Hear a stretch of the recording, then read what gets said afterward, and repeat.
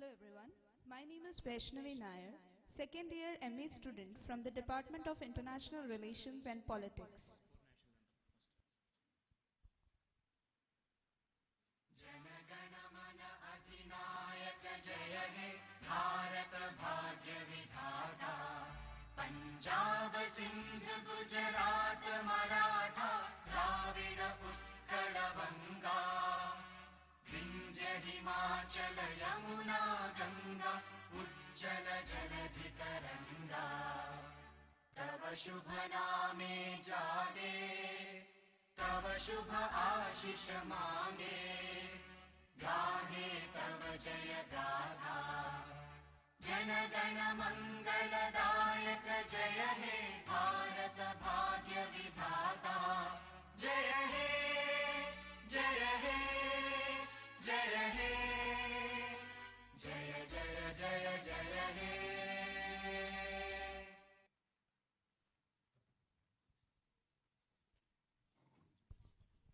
Hello everyone, my name is Vaishnavi Nair, second year MA student from the Department of International Relations and Politics.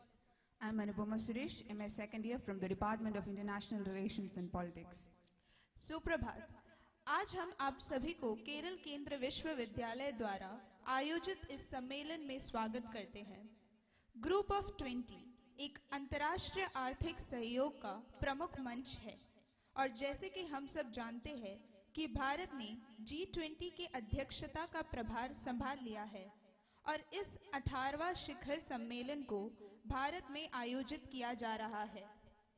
Being at the helm of G20, we are having high expectations in an uncertain world. We pitch for hope, healing, harmony, to deal with pressing global challenges with the theme of Vasudhaiva Kudumbakam, one earth, one family, one future. Let us all rise for our university anthem.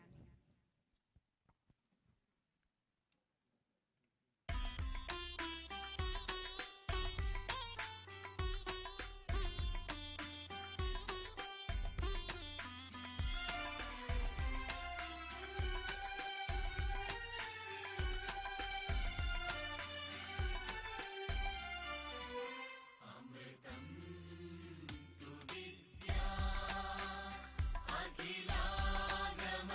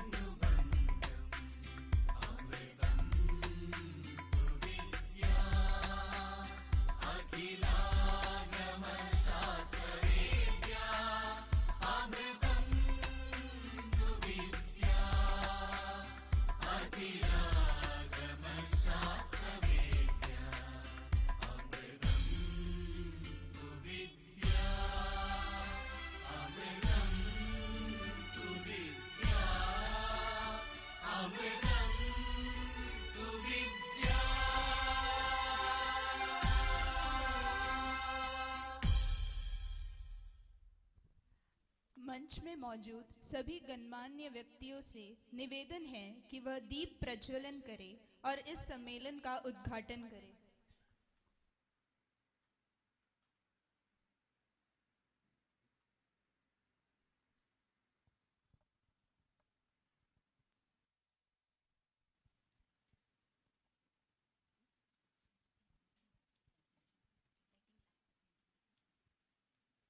I request all dignitaries to kindly come and light the lamp and inaugurate our session.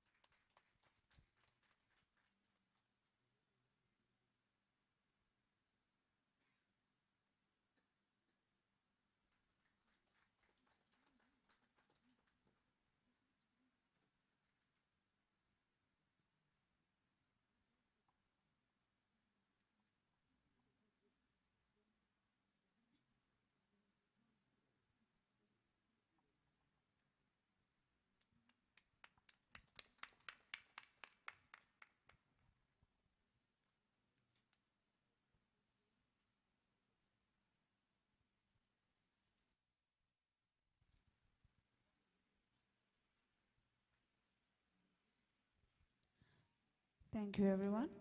Now I'd like to invite Professor Muthukumar Muthuswamy, Chairman of the Conference and Dean of the School of Earth Science Systems, to deliver the welcome address.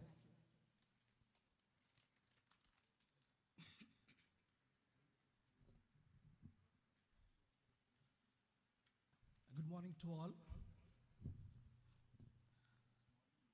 Respected Honorable Vice Chancellor, Chief Guest, Guest of Honor, Registrar, dignitaries of the dais, faculties, scholars and students. A warm welcome to all to this National Conference on Reimagining G20 under leadership, India's leadership. Today is one of the important days for the Central University of Kerala, where the institution is deliberating and discussing on G20. As we are aware that G20 is focused on inter alia, which includes trade, sustainable development, health, agriculture, energy, environment, climate change, and anti-corruption. Every crisis is an opportunity, and leadership is about finding path, breaking solutions in the midst of crisis. It is not the world is divided. We are divided in our minds and thoughts. Believe that only individual transformation could solve all the problems or crises. That is why India's presidency made a theme called Vasudhaiva Kudumbakam. One earth, one family, one future. To achieve this, our mind and thought should be clear.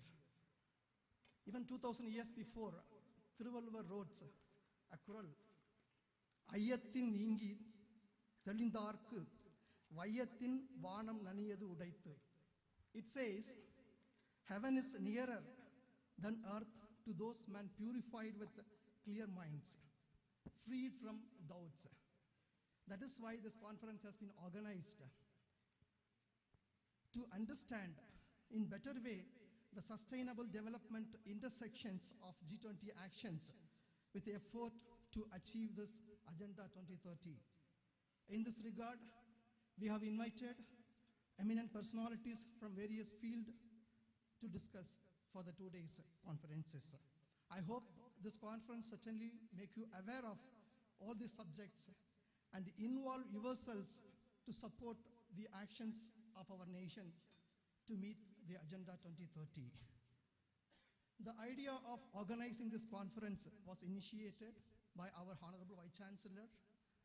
He was called one day, few faculty members, and he asked whether we can able to arrange the G20 meeting or not.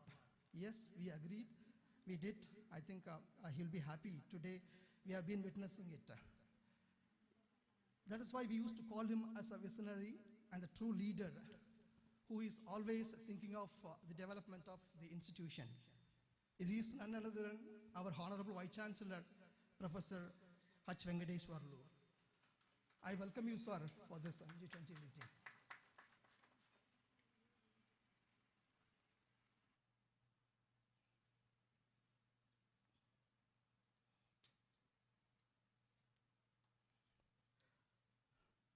His Excellency Shri P.S. Sridharan Pillai, Honorable Governor of Goa, who is a successful lawyer, an orator, a prolific writer, and a philanthropist, who have accepted our invitation to inaugurate this conference as a chief guest. I welcome you, sir.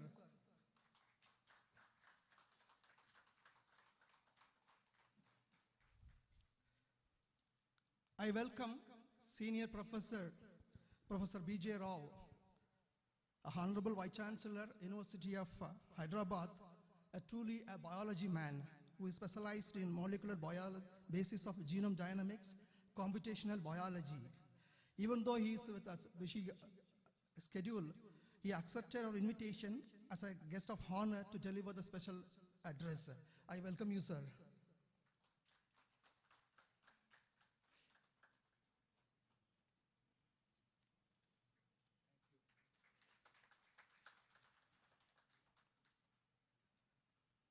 I welcome our beloved registrar, Dr. Muralidharan Nambiyar, who always encourage and supports this kind of activities in our institution.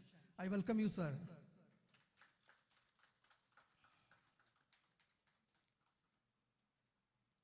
I welcome all the resource persons who have come from long way, and they are the hero of the 2 days national conference. I welcome all the resource persons for the conference.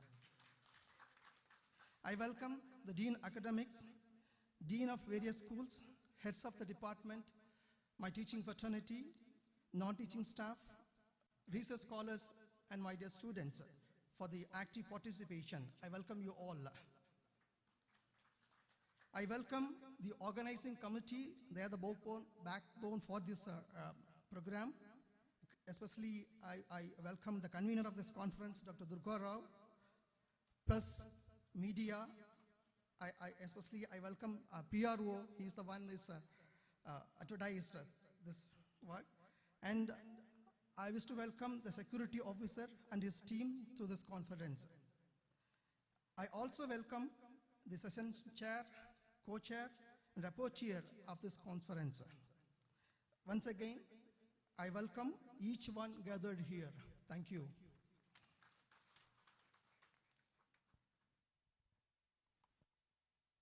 We also welcome Professor Muthukumar Muthuswamy, Chairman of the Conference and Dean, School of Earth Science and Systems, to the session. Welcome, sir. आगे बढ़ते हुए हम अनुरोध करते हैं कि professor H Venkateswarlu जी, जो केरल केंद्रीय विश्वविद्यालय के वाइस चांसलर है, वह आए और अध्यक्षीय संबोधन प्रस्तुत करें।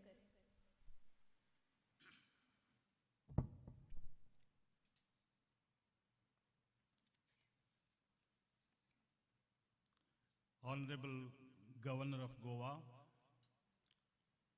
His Excellency Sri Sridharan Pillai ji, Honorable Vice Chancellor, Hyderabad Central University, Professor B.J. Rao, dignitaries, deans, heads, faculty, scholars, non-teaching staff, students, and importantly, all the resource persons who have come a long way from all parts of the country. Ellavarku namaskaram. Thank you very much. And conference Ashamsagal. The conference on G20, India's presidency, prospects and concerns is a milestone in the history of Central University of Kerala. The faculty of departments of public administration, political science, economics, environmental science, public health, commerce and management departments quickly came forward to respond, align, and contribute to the ideas for the leadership of the G20 under the dynamic Prime Minister Sri Narendra Modi ji. On a great occasion like this, we are delighted to have Sri Sridharan Pillai ji, Honorable Governor, as the chief guest. Please give him a big hand. And Professor B.J. Rao, an eminent scientist, Honorable Vice Chancellor, as the guest of honor. I must mention the multifaceted personality of the Honorable Governor. It was exciting, it was interesting to read his profile, particularly his authorship.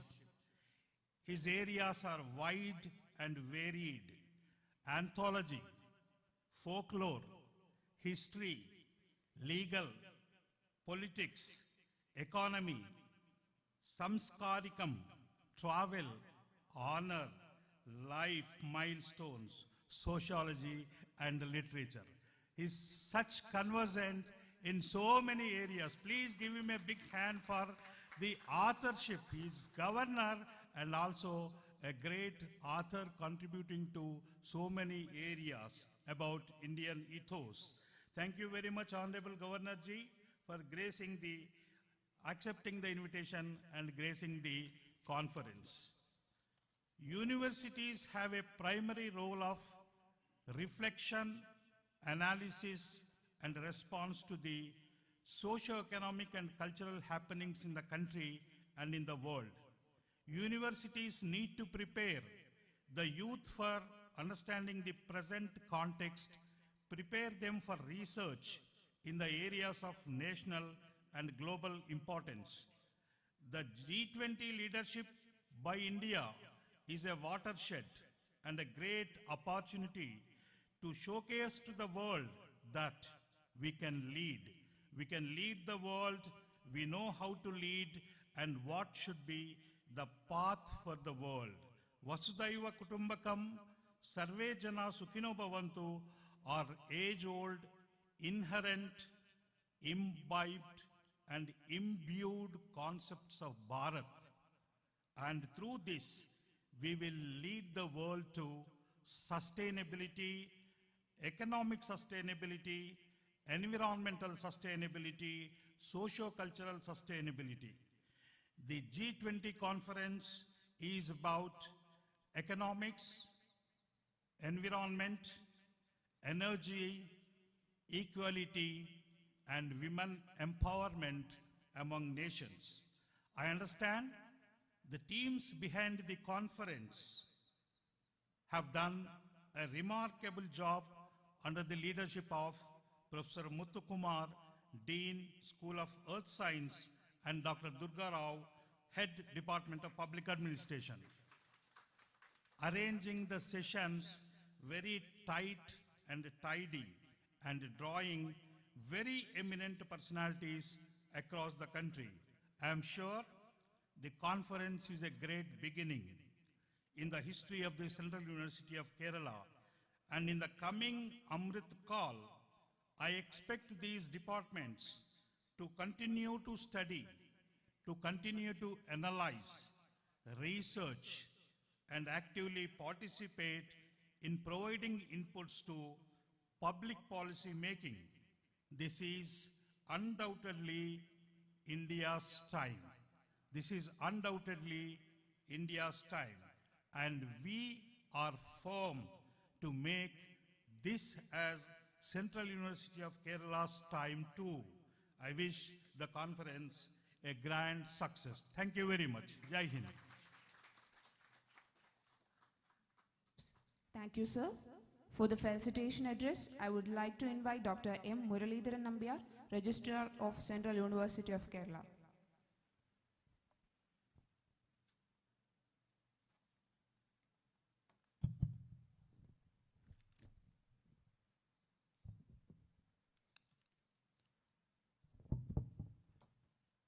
Honorable Vice Chancellor, Professor H. Venkateshwarlu, Chief Guest of the Day, His Excellency Sri P.S. Sridharam Pillai, Honorable Governor of Goa, Guest of Honor, Professor B.J. Rao, Honorable Vice Chancellor, Hyderabad University, Professor Muthukumar Muthuchami, the Chairman, Dr. G. Durga Rao, the Convener of the conference, other eminent experts from all over India, deans, heads of the departments, other officers, faculty members, staff, and dear students, a very good morning to everybody. It is a matter of great happiness for all of us. The upcoming 18th meeting of the Group 20, scheduled to be held at New Delhi in 2023, is the first ever G20 to be hosted in India and also in South Asia.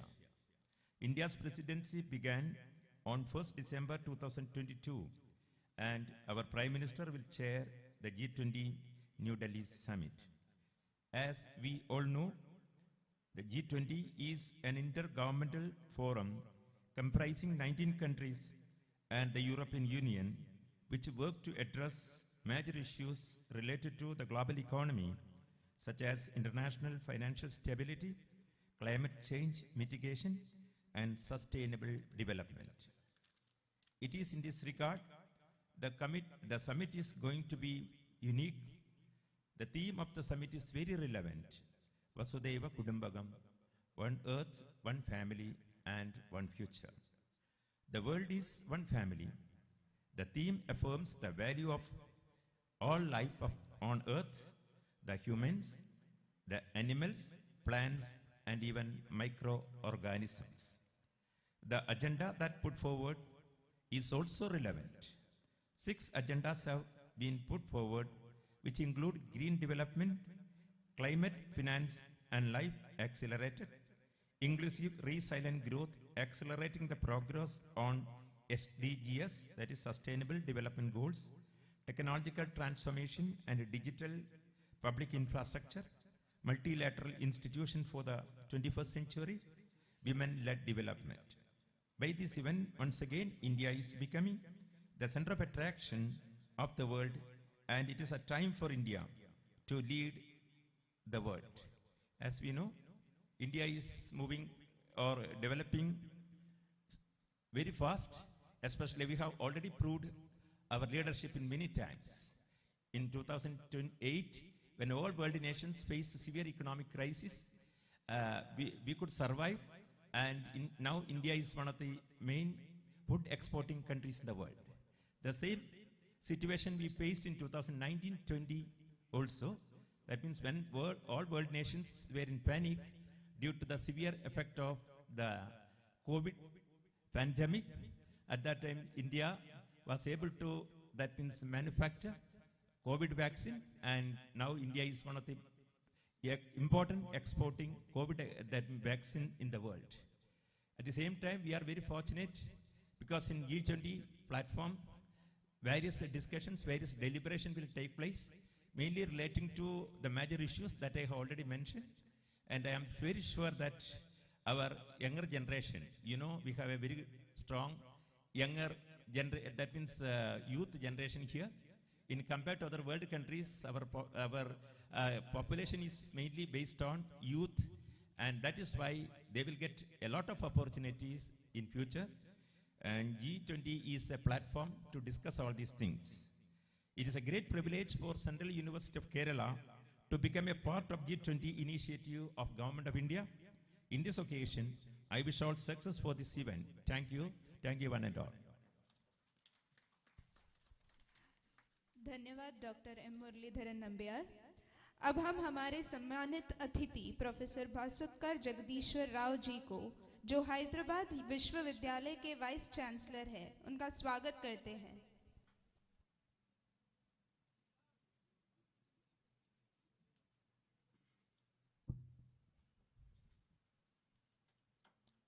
Hari Om Tat Sat. Professor H. Venkateshwarlu Garu, Vice Chancellor, Central University of Kerala.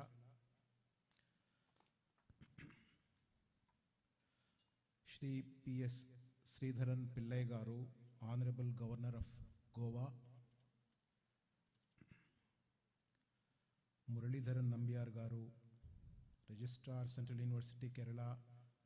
Muthukumar Garu, Chairman of the conference, and Ganta Durgarao Garu, all eminent scholars sitting here off the dais, faculty members of this university, non-teaching staff, and my dear students. The topic of today's deliberation is reimagining G20 under India's leadership, prospects and concerns. It's more or less saying remaking G20, prospects and concerns. Let us look at this world in its context. We just came out of COVID about a year ago. There is a global war going on for the last 2 years. Technology has almost overtaken us. There are great strides happening in several measures of human activity, but there are also great uncertainties in this global world. And now India has taken over as G20 presidency.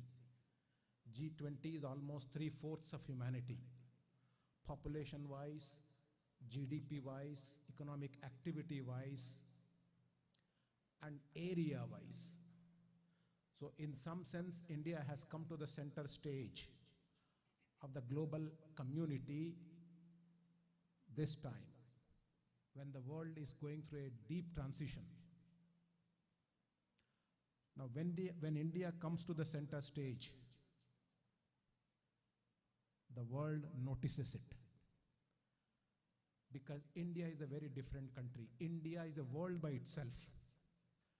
India as a country is a world by itself in its total diversity, in its customs, in its culture, and in its ability to think differently. So in some sense, a reference point is set where India is asked to lead the world and give a direction for this 1 year of leadership. This is the context. And Central University of Kerala is celebrating this context. I must applaud Central University of India, Central University of Kerala for taking up this lead and arranging a discourse. We must live in ideas. From ideas should come actions. And from actions should come welfare of the humanity. India as a nation has always been propagating this. And in this time where we are asked to take a leadership position, we must introspect as to how to lead it. Do we lead it by a conventional methodology? No, we will not. Do we lead it by a method that is sustainable forever, even beyond our tenure of presidency? Yes, we should. And if you observe our policies, our strategies for this G20 presidency, you will note that India is strategizing itself for a longer time impact. Vasudhaiva Kutumbakam is a longer time impact. It is not a short slogan. It is not a slogan for 1 year. This slogan has to last forever. So strategy is for much more longer term. And it is for the whole humanity. It is not just for G20. It is beyond even G20. We are even covering the entire globe. We are covering entire humanity. So therefore, India's presence as G20 presidency is a unique presence.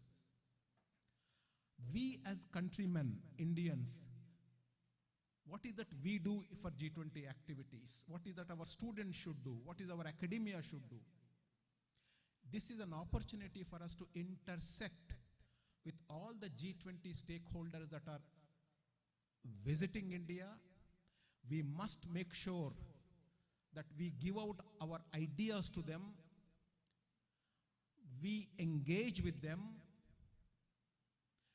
we engage with their activities, and make sure that India puts in deep affecting imprint in their minds. It's very important to leave this imprint in their minds during this 1 year period, and the activities have already started. Now, just want to go through 1 or 2 points, and those points are: India is a country which has given rise to very deep ideas which impact many aspects of humanity. For example, take sustainability. Indian culture innately is oriented towards sustainable development. Innately we recycle many things. Innately we are less excessive in our patterns. Now there is a lifestyle change in India that must be curbed so that we balance between the development that we are doing in terms of GDP growth versus the lifestyle changes that we must follow. So India is the only model system which can balance both if you think deeply about it. This model we must present to G20 so that ultimately the human growth in terms of GDP, etc., is blunted and balanced by less damaging effects on the environment. Every growth model that humanity has invented has an inbuilt damaging effect. Only India can come and sort of balance it. Now, in terms of education, India is the most aspirational country in the world today. Our young minds are roaring to go, and we are trying to give them the best education, scale it up further, so that at the end of the day, our best minds can support the global needs.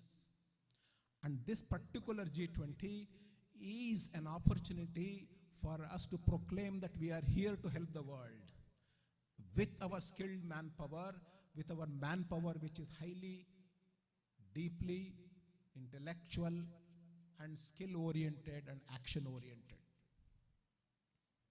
So there are many things that we must actually reorient ourselves in our mind so that we can connect much more effectively with the world. G20 is an opportunity. All of us have to think about it. It is not just merely a governmental program, it is a societal program. Each one has to reinvent ourselves so that globally we are poised to make a deep impact. India has arrived. I will not give a long speech. I will only conclude by remembering ourselves Gautam Buddha's 3 statements. Gautam Buddha is India. In Gautam Buddha's statements, India has rediscovered itself, and the statements are the following. Gautam Buddha said, "You become what you think.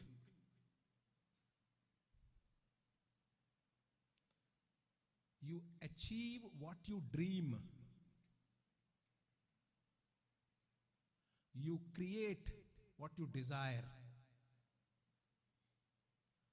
These statements essentially capture that human spirit when it makes up itself, achieves everything that it wants to. Gautam Buddha said there is everything in this design that the nature would align with, provided this alignment is right. This is the model that India has given centuries ago, and this is the model that we have to bring it out to fruition in action now. Namaste. Thank you, sir. Now it's our great honor to cordially welcome His Excellency, Honorable Governor of Goa, Shri P.S. Sridharan Pillai, to address the gathering. I welcome you, sir.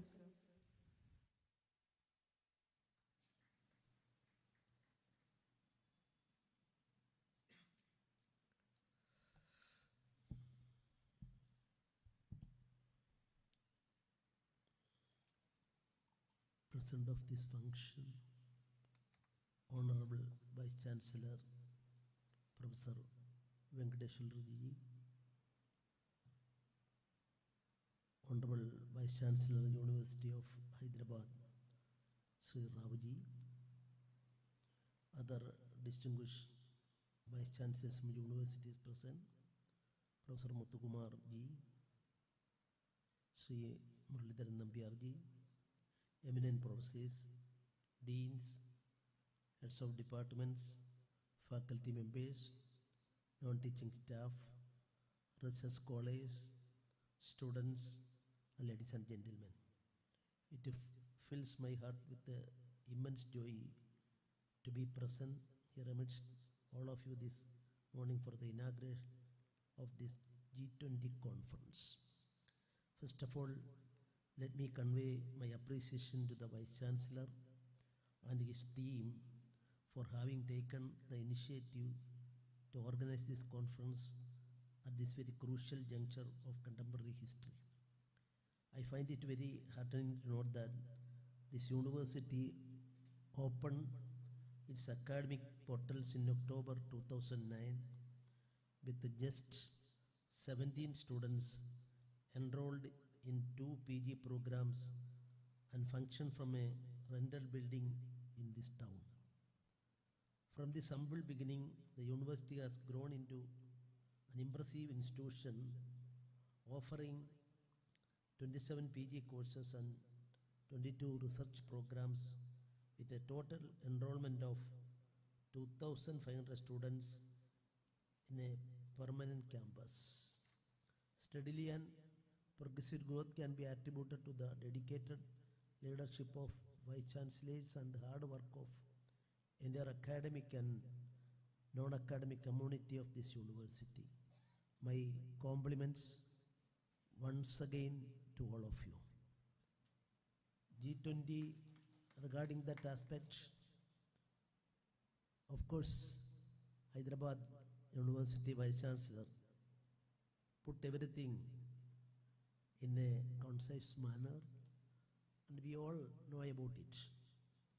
I would like to go back for a few moments to our ancient age before returning times.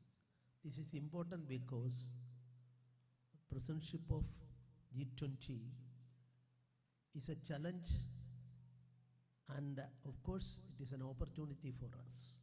First time we are getting such a position, and with a great expectation we are handling the new responsibility, and nation as a whole from all walks of life are now striving for the success of this new responsibility.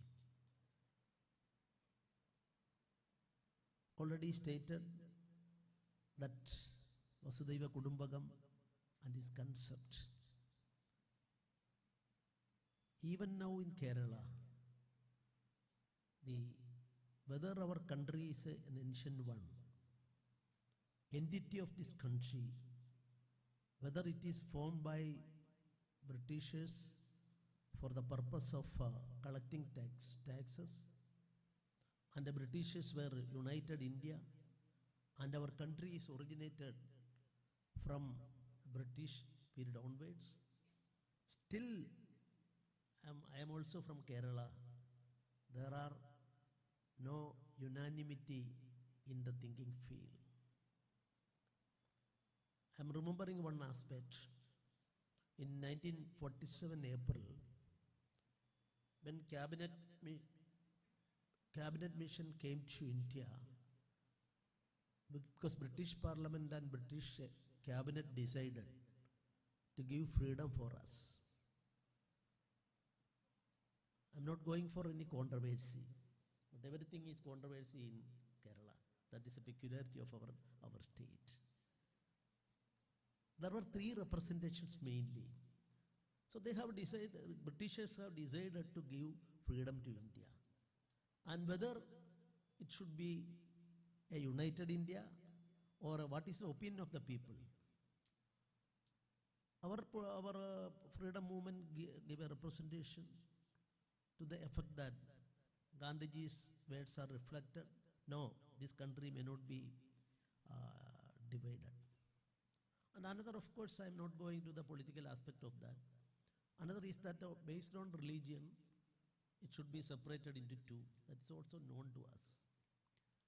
And another representation given to the cabinet mission, of course, to a certain extent that was suppressed from history, but there are records. I am having a copy with me, that is why I am saying 16 sovereign republic should be formed in India, and Britain should give freedom, not only freedom, sovereign republics, 16, there was a representation.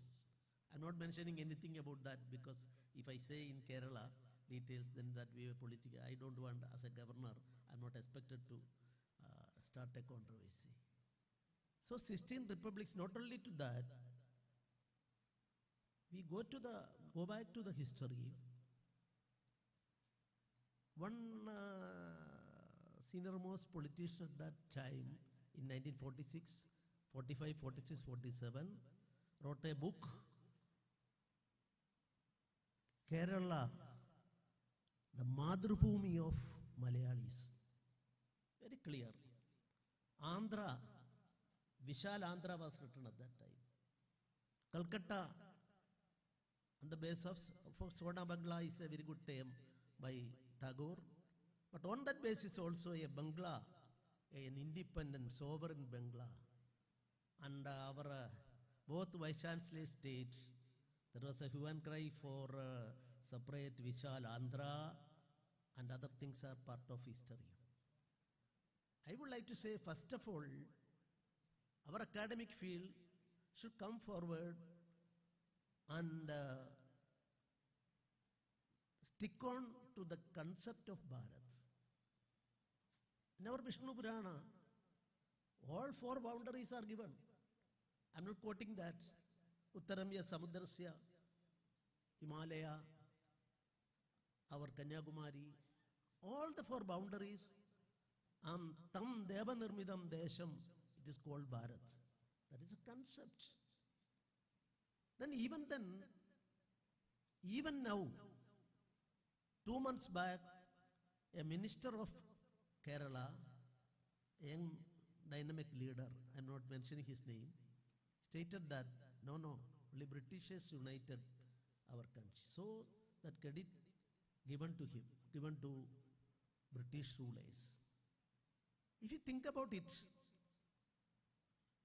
in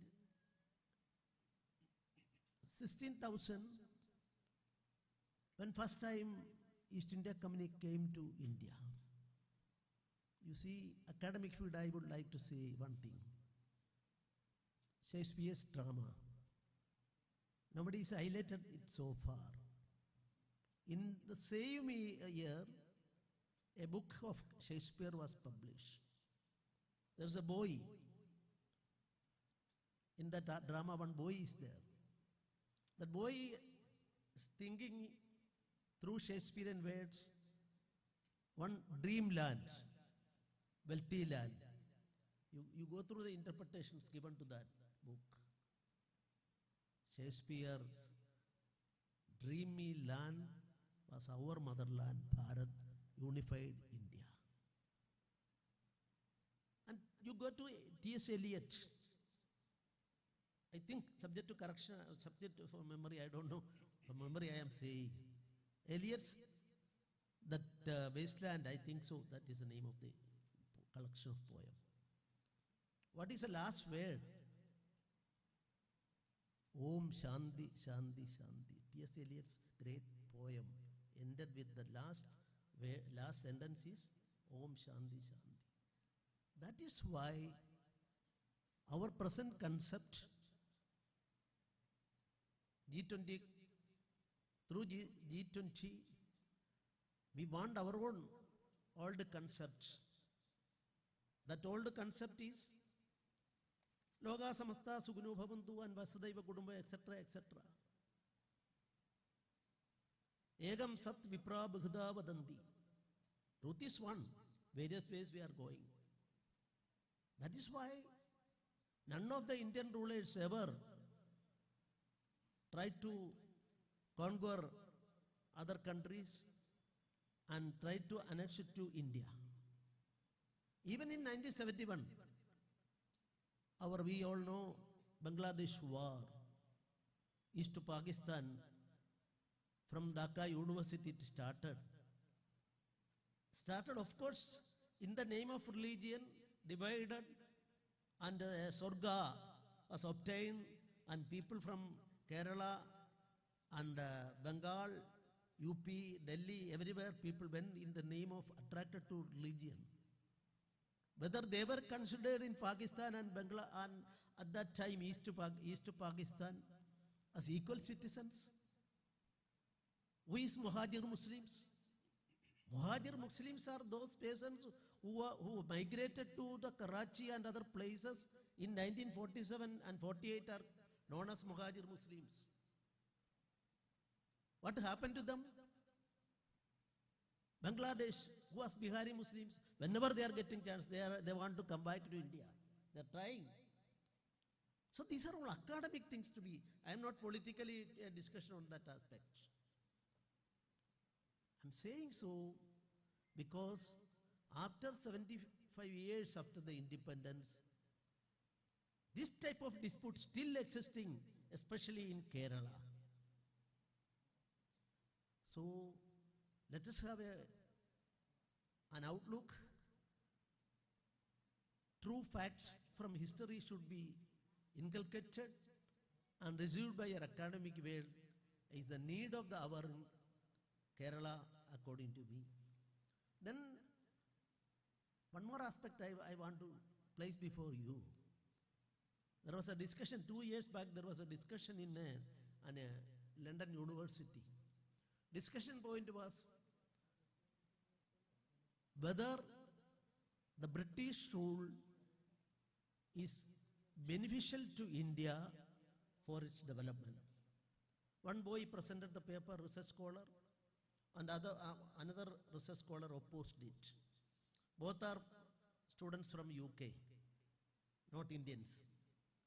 The research scholar who presented the same stated that yes, so many things, English education introduced, ICS people's number has increased from this to that, and Indian Railway introduced for the unity of the nation, for the welfare of the nation, done so many things.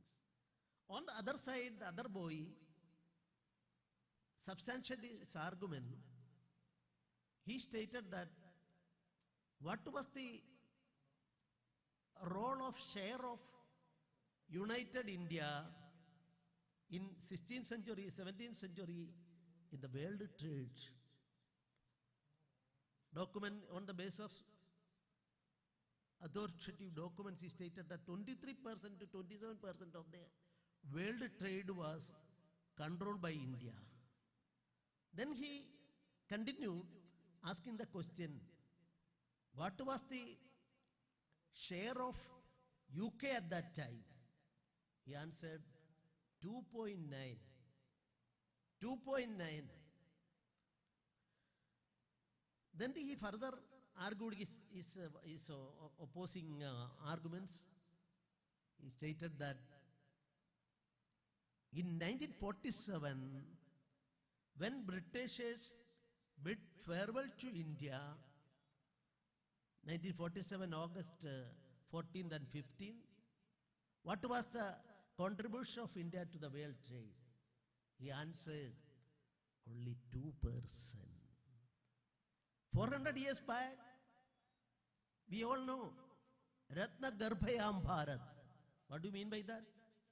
Ratna Garbha means our economic and our prosperity reflected in that term. But Britishers, after their 400 years involvement and ruling in India, directly they ruled only 90 years. Prior to that, they will cleverly manage things through East India Company. And East India Company, because some historians now stated, I had occasion to go through a book, why America, they easily conquered America, smallpox and other things, so many tricks are there. Within 20 years, they controlled America after Columbus. Within 20 years, they controlled everything. Why not in India? Because Indian society, Indian villages, Indian people, they are consolidated themselves, and there is a dharmic concept existing in the society in India. So that is why it was not easy for them to do that. And I am not deviating my point. Then you see Macaulay, through Macaulay, what is there? Macaulay's introduction of the bill and report to the British Parliament. You see, 7 items are stated in his first speech and report, and stated that in none of the field there is no contribution by India to the whale. Education, cultural, scientific, science, even spirituality. 7 items he is mentioned. Spirituality. India didn't have any contribution to the whale. So in that way, brainwashed society. That brainwashed society, of course, that is why I add one more word on that. Even Winston Churchill. Winston Churchill is considered as the best political thinker, administrator, and a statesman. Even I do admit that he's a statesman. But what was his stand to India? He always considered India as an inferior sect of people. That is why in the first roundtable conference, when Gandhiji went to Buckingham Palace, he refused to wear the dress of the palace. Through one day, and their dispute was there. At that time, Winston Churchill called half-naked fakir. The fakir word, I need not explain. This is continued throughout his life. In 1943, Shashi Tharoor's one book is there, and Shashi Tharoor stated all those things. In 1943, 20 lakhs people lost their life due to farming in Bengal. The governor reported it to Winston Churchill. He was the prime minister at that time. In his reply, that Gandhi also was involved in that death list. This type of sarcastic things happened in 1947-48. When Gandhiji lost his life, if you go through the condolence by Winston Churchill, I'm not blaming him. He's a statesman ever. I am appreciating him. But his stand to India is like that. And that is why in our constitution, in 1950, after our constitution, 51, Ivor Jennings was the world famous constitutional expert in the whole world. He came to Chennai University. In his speech, he stated that Indian constitution is absurd. 3 words he used, I am not repeating here.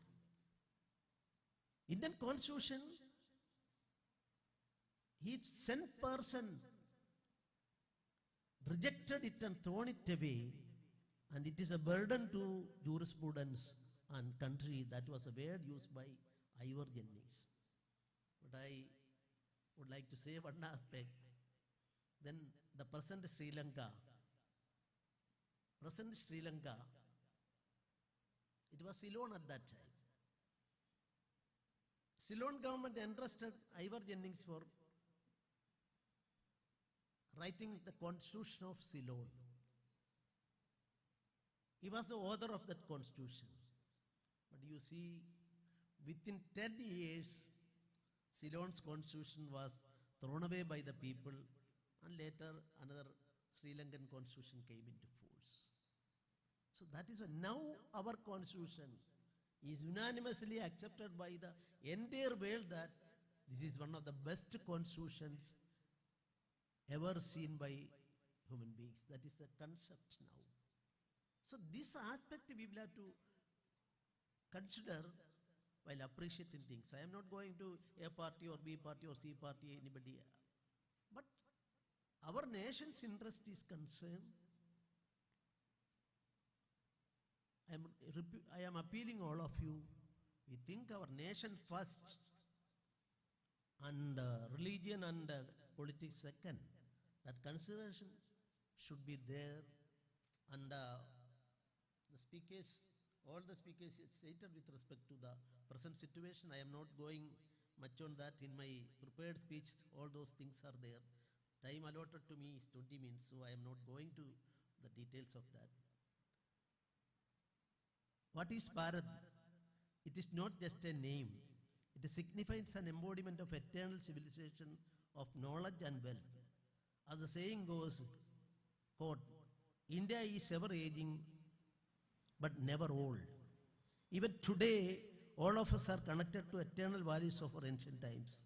Our constitution itself represents the idea of as a grand continuity, tracing its roots from a spiritual heritage and traditions that date back several millennia and binding it with the idea of modern nation based on democratic principles.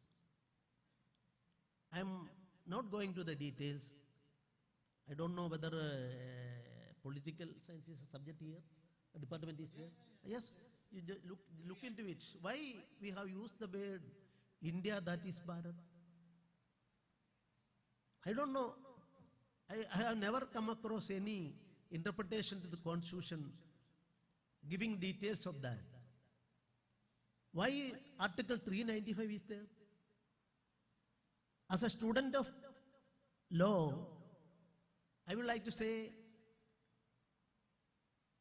a main law is there, an act is there, and subsequently some other legislation on rules and other things are there, notifications are there.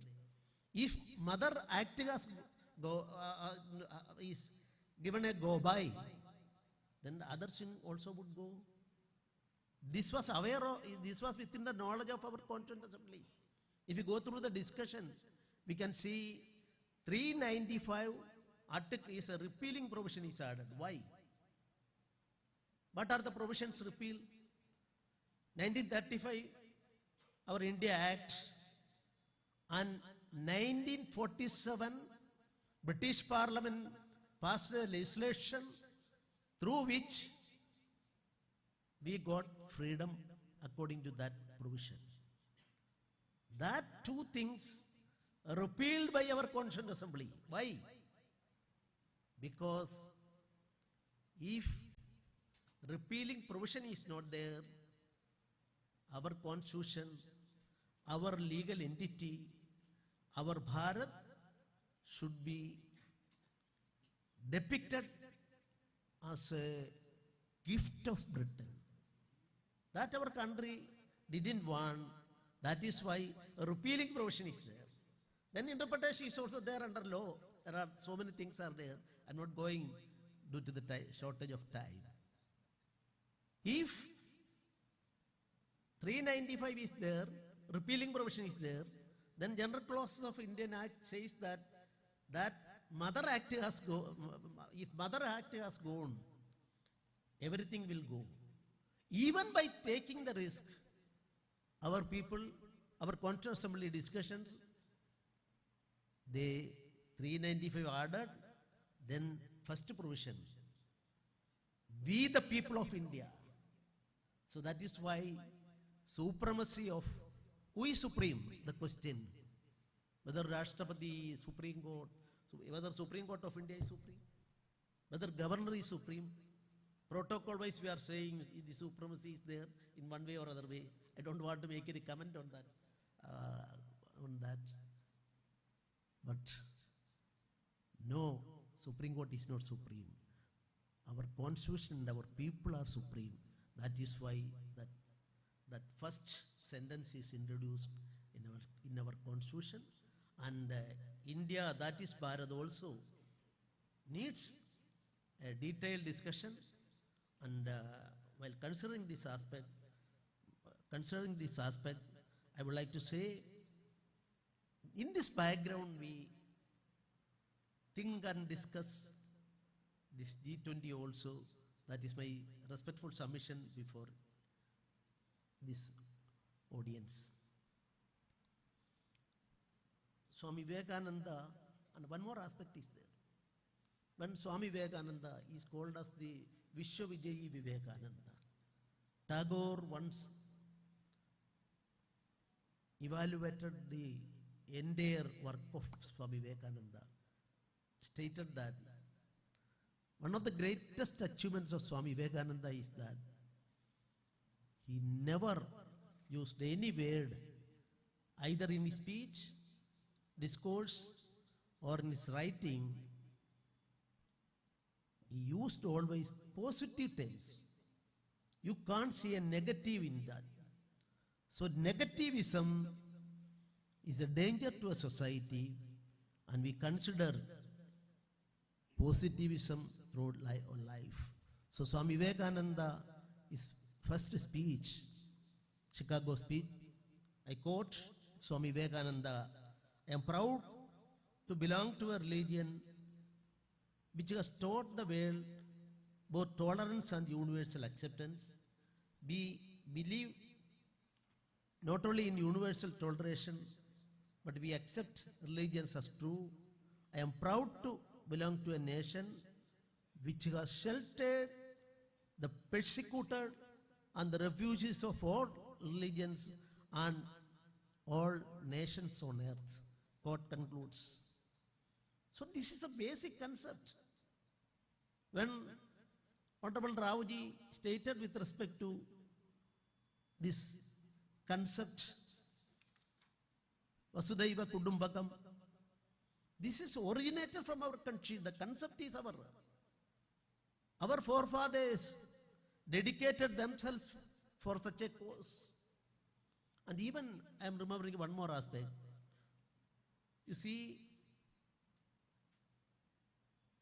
we got an opportunity in UN in 1966 when UN at that time Secretary General of UN was General Udant.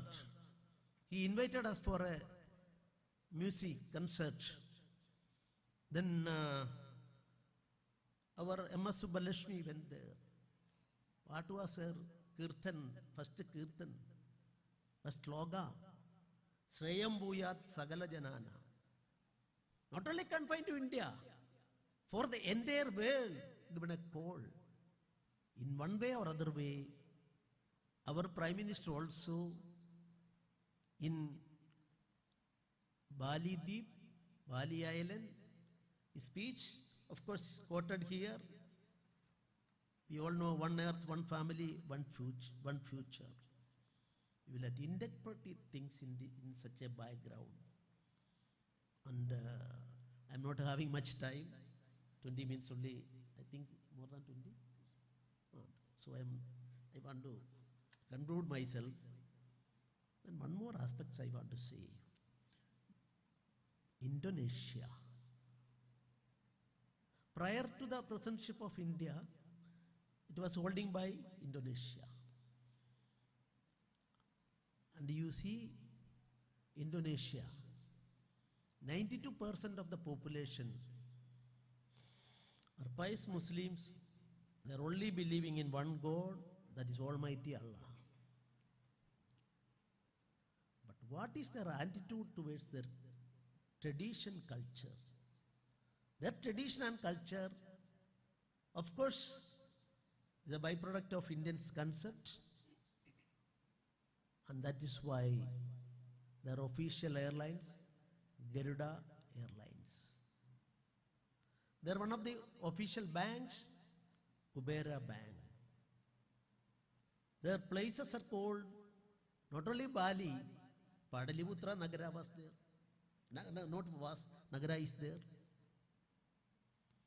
And you see names Sukarno, Suharto, Sukarno Putri, etc., etc. And in the currency also, I'm not going to quote Delhi Chief Minister. 10 years back, I have written a book in which that photograph also given. In the currency of the biggest Islamic country in the world, Indonesia, Ganesha and Saraswati Devi or some, or Lakshmi Devi, not Saraswati, Lakshmi Devi was there. Indonesia is the only one country in the world, not even in Nepal, they are celebrating officially Ramayana Mela in the world.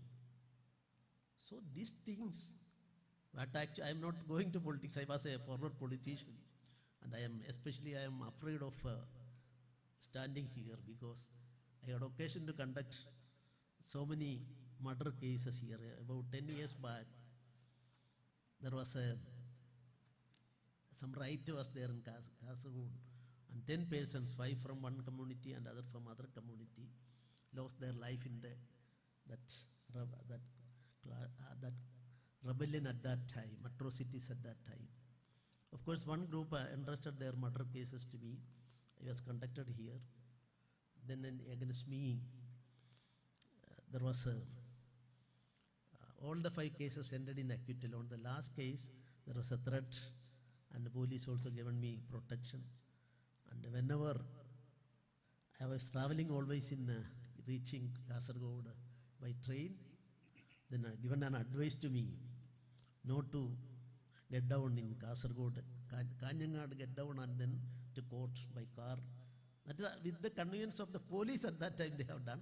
I am not against anybody, so that is why I am requesting. We can worship any God. I am a strong Hindu, but I am not I am saying I am not anti-Muslim, not anti-Christian. That is tradition of our country, Sarva Dharma Samabhav.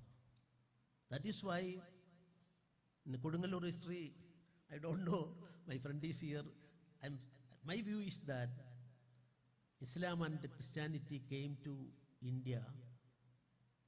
The first place they are visiting is in Kerala. And Kerala, our ancient rulers and society welcome them. Now, 12 known religions in the world. India has got the rare privilege, and we can proudly say all the religions were welcomed by us. Even Baha'i community, few lakhs, their largest place of worship is in our Delhi. This is our tradition. And Kasaragod also, while I am standing here for conducting for 5 cases, how many months I stay here and conducted the case, I know. So the cordial relationship between all religions is required. Not only, I am not mentioning Kasaragod, for the entire Kerala, and history also may be interpreted and appreciated. Different views are there, but don't consider as the opponent as enemy, either in politics or in the education field, or even with the permission of the Vice Chancellor. Enemy concept, that student is enemy, this student is enemy, or that teacher is enemy, or this teacher is enemy. That type of fight is going on in our various universities. An unfortunate situation as a Malayali I am stating. In Goa or in, I was the governor in Mizoram. We can't see such a type of enmity. It's cruel type of enmity, a venomous type of opposing. Oppose, you can oppose somebody. You can oppose Vice Chancellor. You can oppose the head of the department. Public, everybody is subject to criticism. But don't consider as enemy. This is a, not advice, my frank opinion with respect to the educational field of Kerala. Internal fight is going on everywhere, and maximum number of cases in various courts, writ petitions are from Kerala universities. Such an unfortunate situation may be avoided. With these few words, I declare that this conference is open. I am confident that this conference will be a grand success and make valuable contributions to India's endeavor to be Vishwaguru. My best wishes to all participants. Jai Hind. Thank you, sir, for your knowledge imparting words and ideas. अगला कार्यक्रम के लिए हम professor H Venkateswarlu जी को आमंत्रित करते हैं और उनसे निवेदन करते हैं कि वह आज यहाँ मौजूद अतिथियों का सत्कार करें. I cordially invite Honorable Vice Chancellor Professor H. Venkateshwarlu to felicitate Chief Guest and Guest of Honor. I also request all the dignitaries on the dais to join the felicitation. I request His Excellency Honorable Governor of Goa, Shri P.S. Sridharan Pillai, to receive the felicitation and memento as a token of love. I request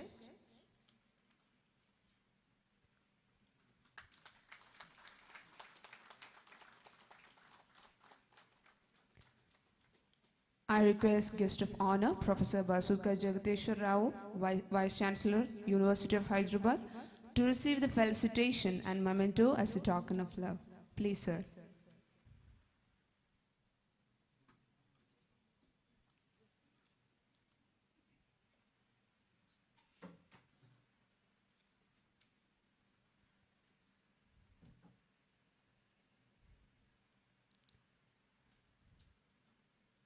The guest of honor is receiving our felicitation and as well as the memento from our Honorable Vice Chancellor.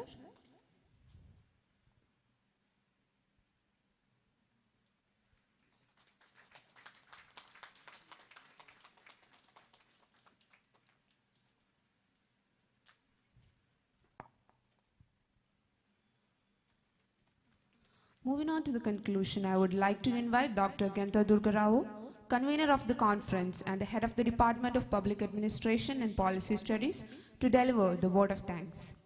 Welcome, sir.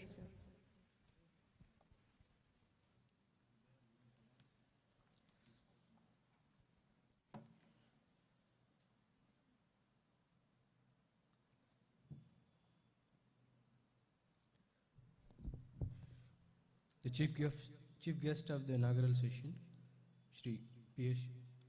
Sridharan Pillai, Honorable Governor of Goa. Guest of honor, Professor Basudkar Jagateshwar Rao, Honorable Vice Chancellor, University of Hyderabad. Professor H. Venkateshwarlu, Honorable Vice Chancellor, Central University of Kerala. Dr. Muralidharan Nambiar, Registrar, Central University of Kerala. And other dignitaries and my students. It is indeed a privilege for me to propose formal vote of thanks on the occasion of 2 days national conference on G20. First of all, I would like to wholeheartedly thank the chief guest of today's inaugural function, Shri P.S. Sridharan Pillai sir, for accepting the invitation to grace the occasion and delivering a very insightful and also frank opinion regarding India and G20, the theme of today's conference. And especially, I would like to thank Madam Governor, First Lady, Shri Rita ji, who is with us today to grace the occasion. Thank you very much, Madam. And moving on, I would like to thank Professor Basudkar Jagateshwar Rao, Honorable Vice Chancellor, University of Hyderabad, for sparing his valuable time and to be with us and to deliver, to be as guest of honor and to sharing his precious thoughts with us. Thank you, sir. And I also thank our Vice Chancellor, Central University of Kerala, for conceiving, sustaining, and shaping the idea of conducting this conference in our university at a time when India is hosting G20 presidency.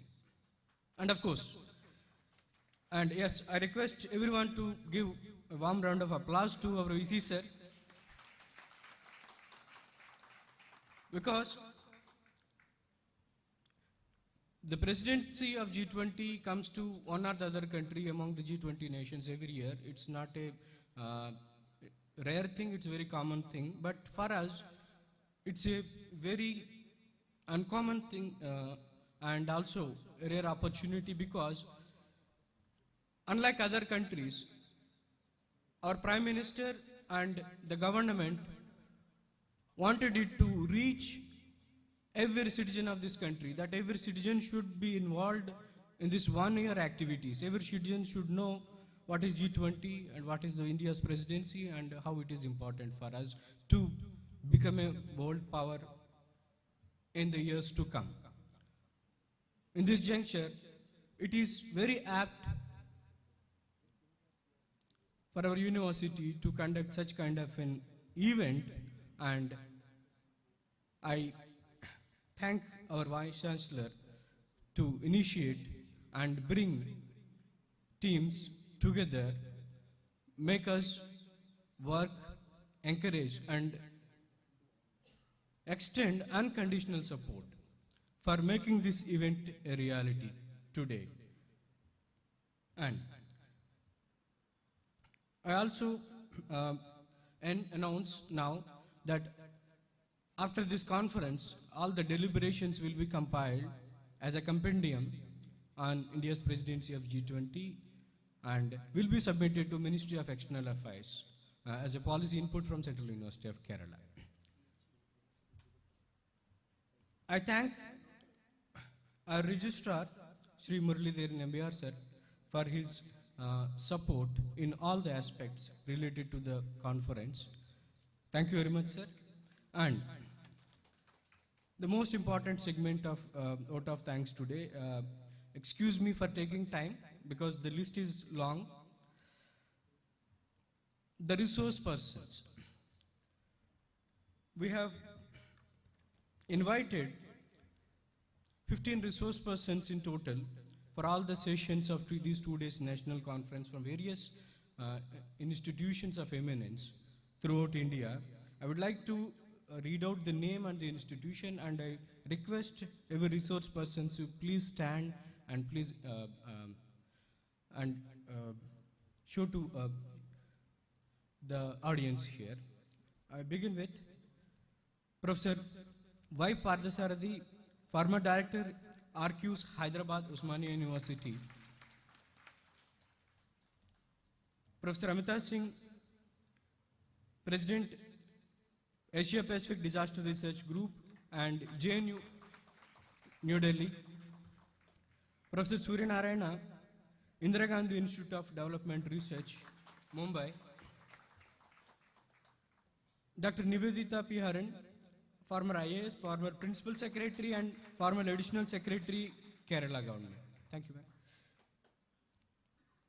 Professor Madhusri Sekhar, Dean International Relations Office, Dean School of Vocational Education, Tata Institute of Social Sciences, Mumbai. Thank you, ma'am. Dr. Rajiv Nayan, Senior Research Advocate, Manohar Parikar Institute of Defense Studies and Analysis, Delhi. Thank you, sir. Colonel Professor Jyotirmay Satpathy, Professor of Management, Srinivas University and Visiting Professor, University of Nairobi, Africa, Nairobi. Dr. Hippu Salk Crystal Nathan, Associate Professor, Institute of Rural Management, Anand, Gujarat. Dr. Jimon Panyamakal, Associate Professor, Sri Chitra Tirunal Institute for Medical Sciences and Technology, Trivandrum.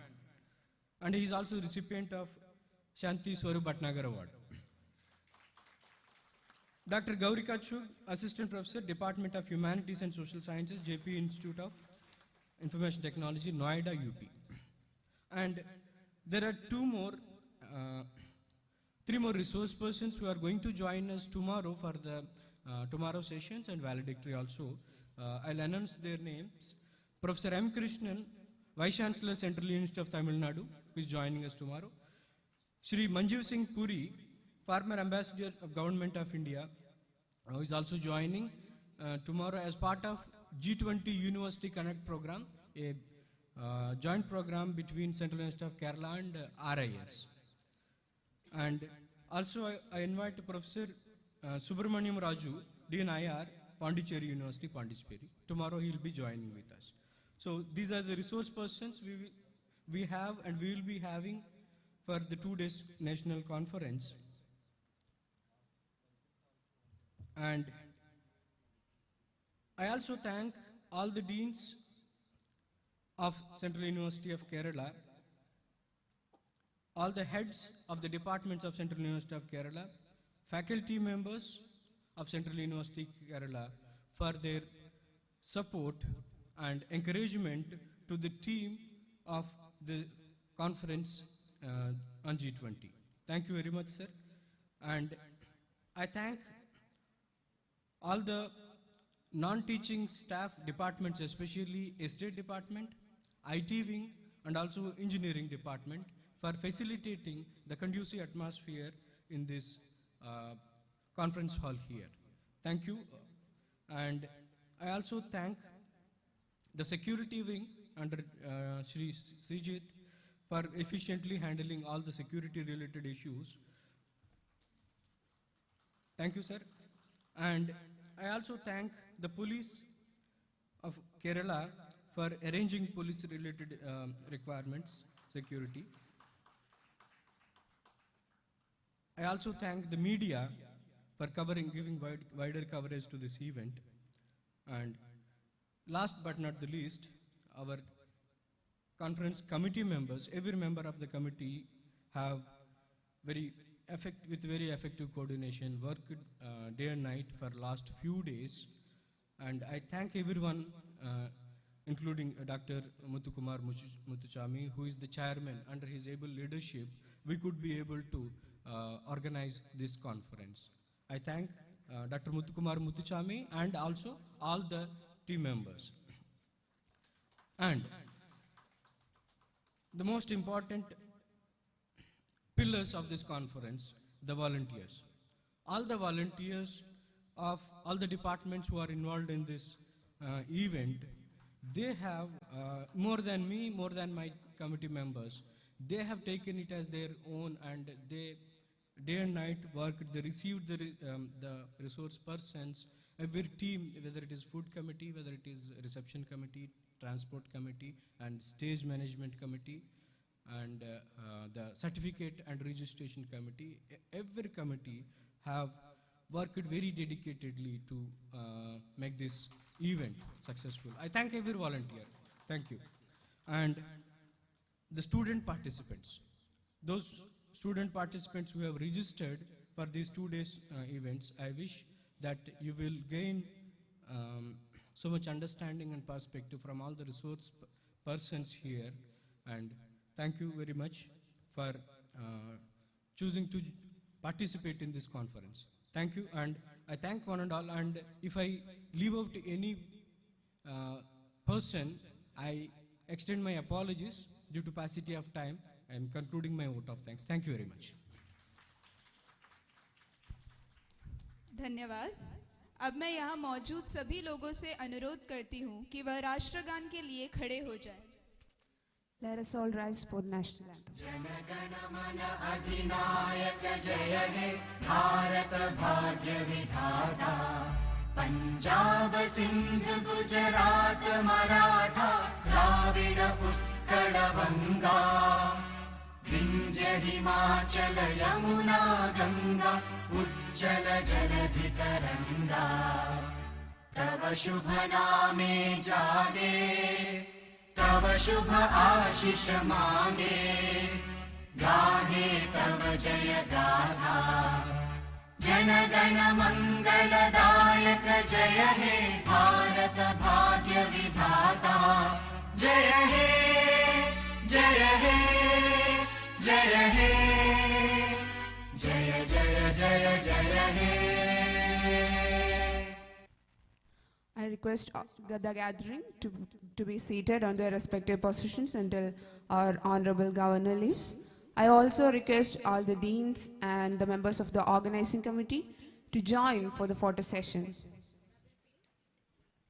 I request the gathering to get seated on their respective positions. I also request the deans and the members of the organizing committee to join for the photo session. Thank you.